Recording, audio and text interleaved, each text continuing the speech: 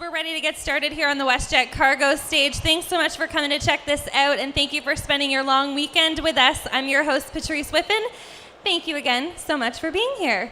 This next guest really needs no introduction. You may have seen her over as one of our judges at our Top Dogs event over in the main arena. Pet rescue is incredibly important to the Canadian Pet Expo. $2 off of each e-ticket went to support either Boxer Rescue, Don Cherry's Pet Rescue Foundation, and Dog Tales. So we appreciate anyone who purchased your tickets online. $2 from each of those tickets went to support rescue pets. So thank you so much for all of your support. Now our next guest is the president of Don Cherry's Pet Rescue Foundation, and she really needs no introduction, Miss Cindy Cherry.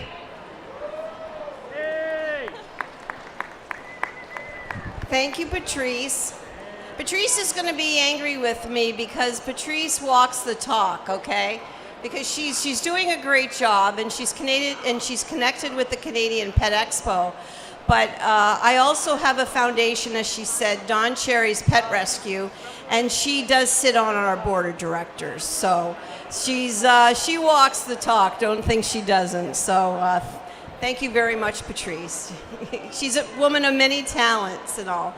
I was just over judging one of the contests over here, and all those dogs, their talent contest was, they were all pet rescue. They were all from rescue. And you look at how those trainers have taken the time. There was a couple stories, one of them come from puppy mills and the whole deal, and you see the time that these people went in. So I'm supposed to be talking today about how to take care of your pet.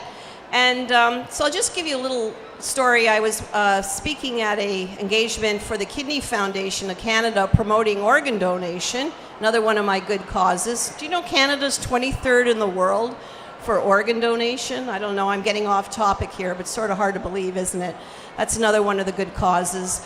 But we were talking, we're talking dogs, and these people were telling me their dog story, and there was a woman there, and she was being very quiet, and she wanted to participate, but you can tell that she wanted to say, and I go, so do you have a dog? No, and she felt sort of bad, and I said, well, what's the matter? She goes, well, you're not going to like me because I don't have a dog. I go, well, why would you say that?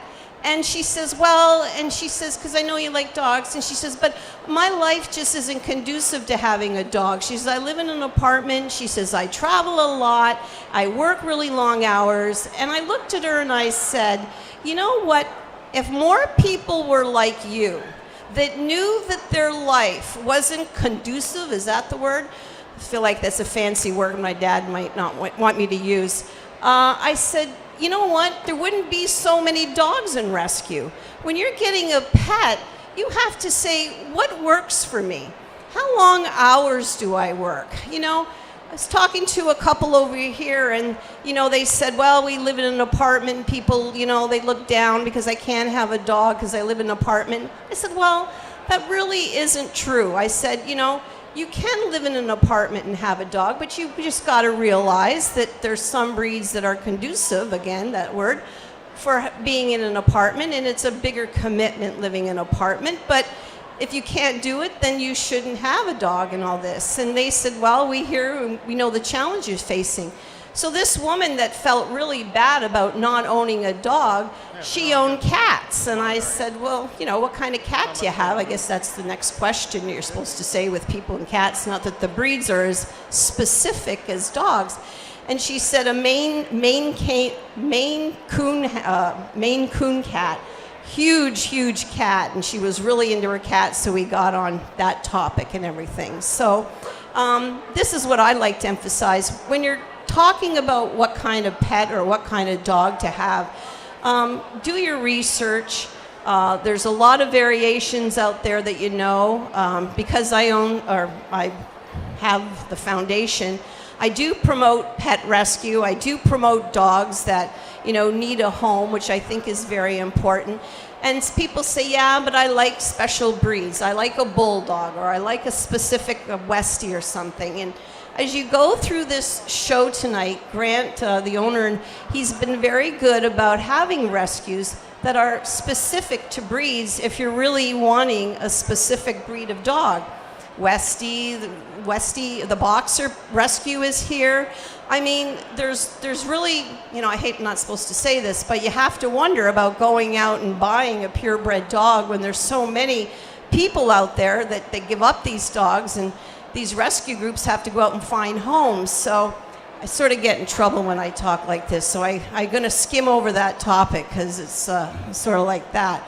But, when you these rescue groups that you want to support, us at the Don Cherry Pet Rescue, we don't really go out there and rescue the dogs.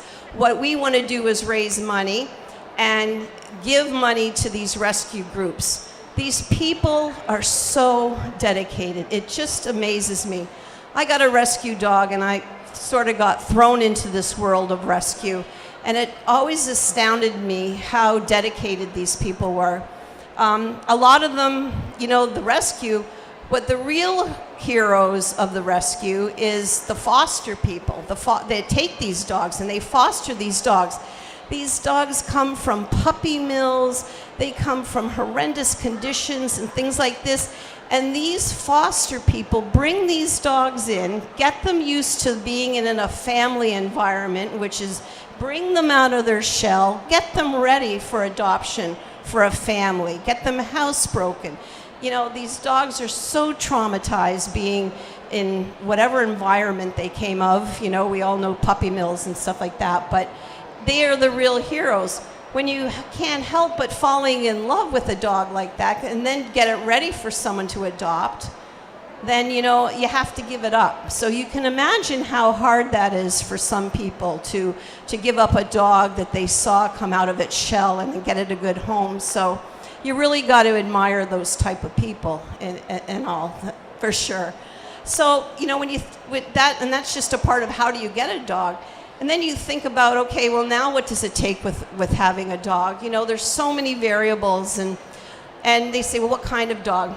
I got to tell you, people ask me a lot, what kind of dog should I get? So other than the rescue group, I always say, if you want feedback on a dog, you don't go to a person that owns a bulldog, because then the bulldogs are the greatest dog. If you go to a person that has a Cocker Spaniel, the Cocker Spaniels are our greatest dog in the world. So what you do is, if you want feedback on what breed that you like, I always say, ask a dog groomer or a veterinarian. They see the breeds and their true personalities of what they're like. If they need a lot of exercise, if they're couch potato dogs, you really can get good feedback from them. So that's just something to consider. You think of these dogs, they're going to be with you, they live 10, 15 years, you're a responsible dog owner. They're going to be around for a while, so you better get something that fits your lifestyle, okay?